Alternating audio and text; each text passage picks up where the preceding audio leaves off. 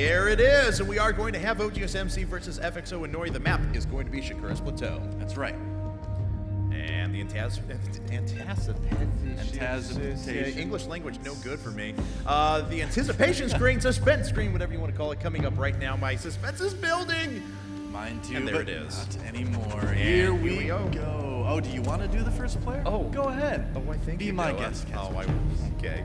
Down here, the bottom left-hand corner, Shakura's Plateau, we have our yellow Protoss player, the one and only OGSMC. All right, and up at the top of the map, in the right, from the Team FX Open in Korea, it is FXO Inori.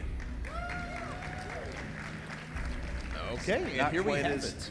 Not quite as well known, but I think he's going to have some fans after this weekend, man. This guy's been playing great. Well, we'll see how well he does here, and like you mentioned, he certainly has his work cut out for him, but he's doing really, really well in the open bracket. So here we have it. Yep. Now, just to kind of clarify things, that these guys are using their NA accounts. So you see the correct names at the top of the screen. Our red Protoss, of course, is Inori. His name's going to appear as Obsidian if we mouse over him, so don't get confused there. And MC has OGS Vines, which is another player on OGS that plays on NA sometimes. So don't let it confuse you, because it'll probably confuse me. Do let it confuse them. I remember we had a game during the qualifiers. Almost everyone in Slayers was using Cella's account, and so we were like, "No, really, this is Ryung. This is Ryung," and they were like, "No, this is clearly Cella." We're like, "Wait, no, he's Zerg," and people are stupid on the internet. Oh, but not the StarCraft 2 community. No, though, never right? the StarCraft 2 community. Of course not. No, that is like just chat trolls. Oh man, I remember one Code A qualifier I was casting once where we had 2 Protoss, and they were using the tournament accounts. All the players have to use tournament accounts and not their own at the qualifiers. And we accidentally got the wrong names for the Protoss players, and so one of them was Choya, and we thought he was winning, and Wolf and I were like, "Oh, Choya is coming back, he's winning," and then he won. And then we look over, and Choya's just like this, his desk, he's got his hands over his face. We're like, he doesn't look very happy, actually. It's like, oh no. But it happens, you know. It does happen. Yeah. Both players almost mirroring each other's builds at the moment, with the exception of what just came up, as Inori is going to put out a Zealot first, and MC is as well, just waiting on that for a little while. But yeah, pretty much same timings on the cybernetic score, single gas for both players, no second gas quite yet. Yeah, I'm really curious to see what both of these guys do. I mean, the PvP since 1.4 in Korea has been changing a little bit. Before, you saw a lot of Robo into Blink Stalkers. Protoss had kind of accepted that as kind of the best quote-unquote strategy to do in PvP for the most part. But you did still see a decent amount of variation as well. Now you see a lot of variation in PvP after the matchup, and it's really, in a lot of cases, a matter of who can be the most greedy and get away with it, you know? Because it's really tough to scout early on. Yeah, you've been saying that, and I certainly agree with you, as I have seen players go after relatively quick expansions in this matchup, although this weekend, the PvPs that we've seen and casted have been a little more traditional, 3-gate Blink Stalker with Robo, or something along those lines, 4-gate even. It's very true. But nonetheless, second gas coming down for both players at about the same time, both players making Stalkers as well.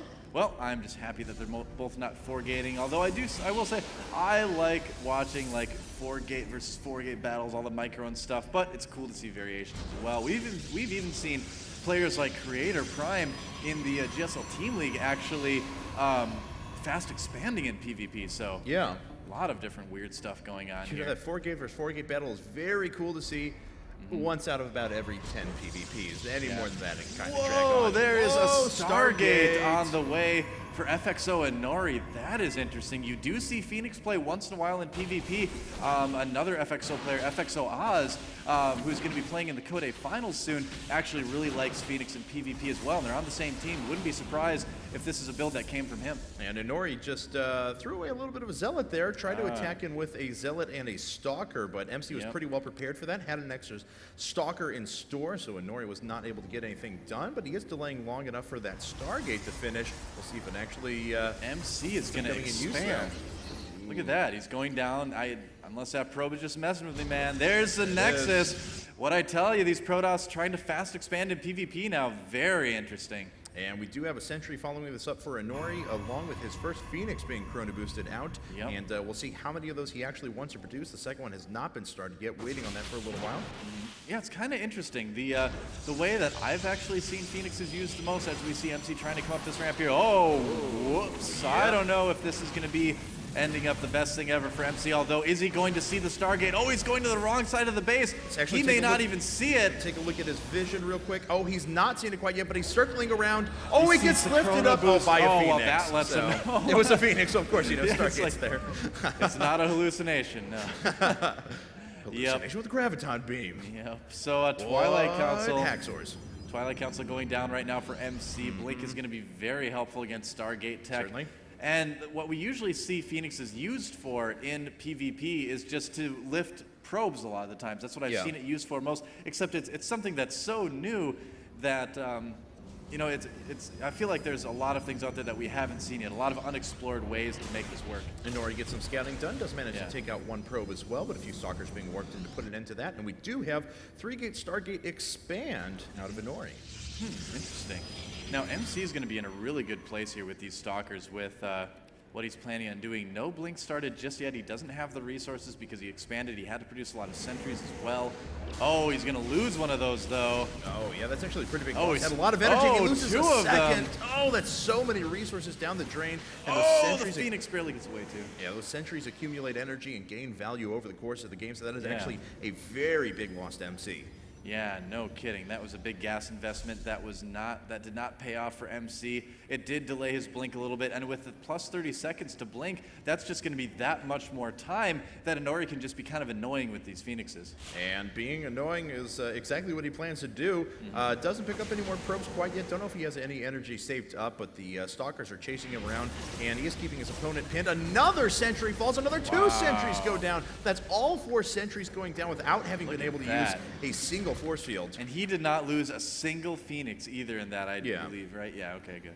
Yep. No, you're good. You're good to go. I don't know if it's actually true what I'm saying. And let's see here. I'm sorry. And I apologize. I was a little incorrect before. That was actually 2-gate Stargate Robo expands. Oh, as the Robo is Phoenix finished. Is picking off some probes in the natural of MC.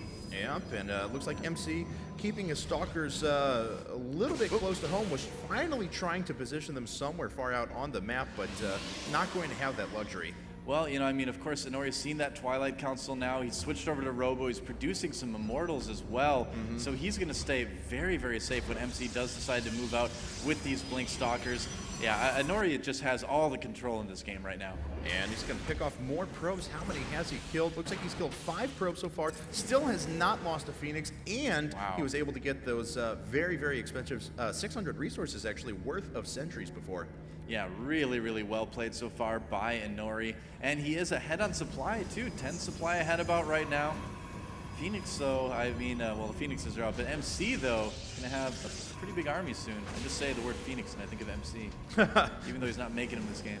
Yeah, he's been content to sit on these 5 gates for a good period of time. No additional tech has hit, but we already have Robo Bay now for Inori, so he's going to move into Colossi production pretty quickly. Yep, and this could be pretty rough for MC because Colossi, you know, they do pretty well against Stalkers, even Stalkers with Blink.